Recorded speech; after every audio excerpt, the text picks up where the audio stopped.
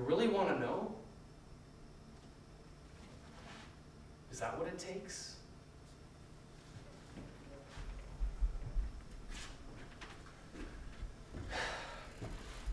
Well, I was pretty young when my mom left. It was just me and my father. He would fly into these big wacko rages, sometimes over the smallest things. Over spilled coffee, over a rude phone salesman, over the fact that he couldn't get a good job or even keep a bad one. His whole life was a joke. Over the way his kid hadn't turned out to be smart and handsome the way he'd wanted to be. Always trying to pick fights with people, too. He had a way of bawling you out for forgetting to mow the lawn. Made you feel like you'd murdered somebody. Oh, he never hit me. You know. Well, he almost did once. That one time he came home late, drunk, dead to the world, and sat on the new chair I made for him. A chair made out of thumbtacks. My first prank.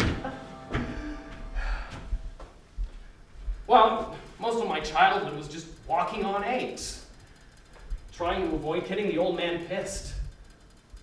Sometimes I had to get away from him, but I had nowhere to go. So I just spent most of my free time alone in my room. Well, some kids hermit in their rooms all day and listen to music, but I've always hated music, unless it's wildly out of tune. My father never bought me any toys or games. So, I made my own toys and games.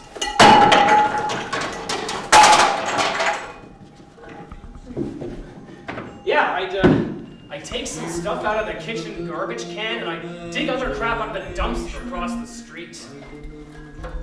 You know, it's amazing the world you can create with some common household trash and a decent imagination. Oh, the smells aren't that bad if you're used to them. Old dusty shoes, ripped and stained clothes, eggshells, newspaper pages, crumpled bits of snotty Kleenex, broken dolls, empty milk bottles and sardine tins, tossed boxes. You can build a miniature city out of it. You know, you can make a fort. You can be a one-man junk band. You can make your own board games. Other times, I just pour it all on the floor, lie back, and make trash angels.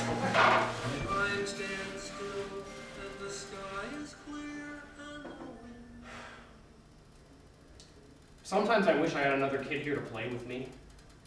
I don't know what are you gonna do.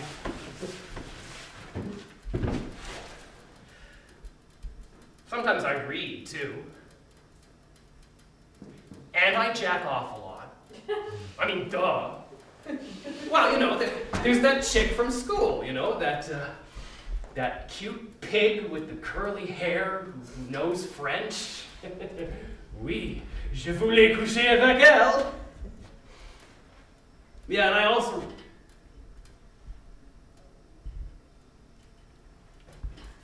You're gonna laugh.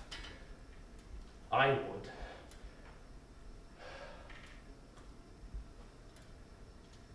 I write poems. Yeah, I wrote really shitty poetry, okay? You see, I told you you'd laugh. So I was the first kid in the world to write bad poetry. But I love doing it. Nobody else was going to listen to anything I had to say, so I figured I might as well say it to myself. Oh, I knew exactly what my father would have said. Poetry? Only fags write poetry! Yeah, and the kids at school, as if I didn't already have trouble with those bullying little bastards. I did some other writing, though. Oh, when I got to high school, I wrote some stuff for the school paper. Reviews. Every time the school had a new theater production, I'd be the first to get my 2 cents in. And it was great, because I hated theater so much. Oh, man. I had a simple formula for trashing every play I saw. A Streetcar Named Desire, More like a streetcar named Crap. Or how about this one?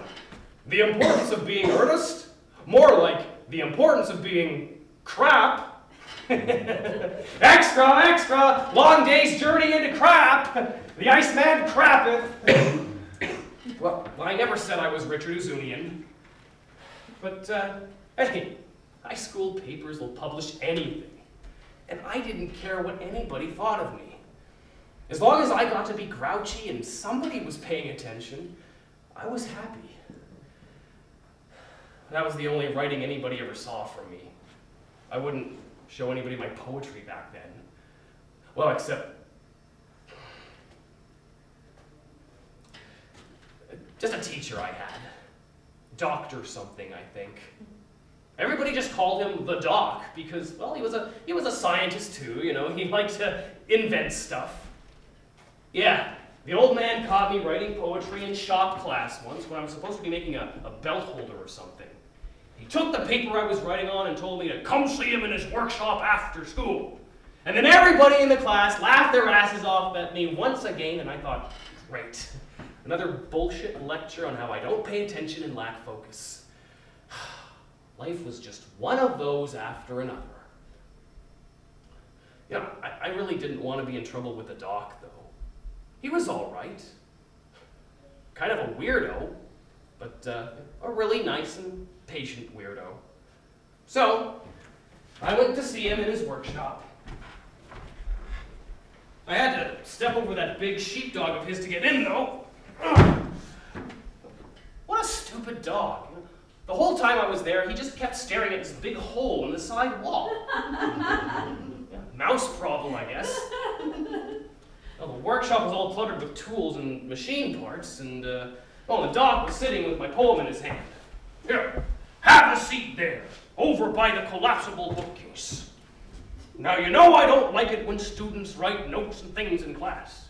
You need to pay attention to what you're doing, or you might have an accident with the machinery, and you don't want that. But, I had no idea you wrote poems. Well, not many people know this, but I'm quite the poetry enthusiast myself. And this is actually quite nice. Really? Well, it still needs an edit here and there, but really, you have quite the gift for language. I understand you write for the school paper, too. Did you ever consider writing as a career? We talked for a while that afternoon. A few of the things he said stuck with me because they sounded so new at the time. I know you're different from the others, but your difference may be a blessing. Everyone is unique in some way, and everyone has something they can do well. Why not give it a try?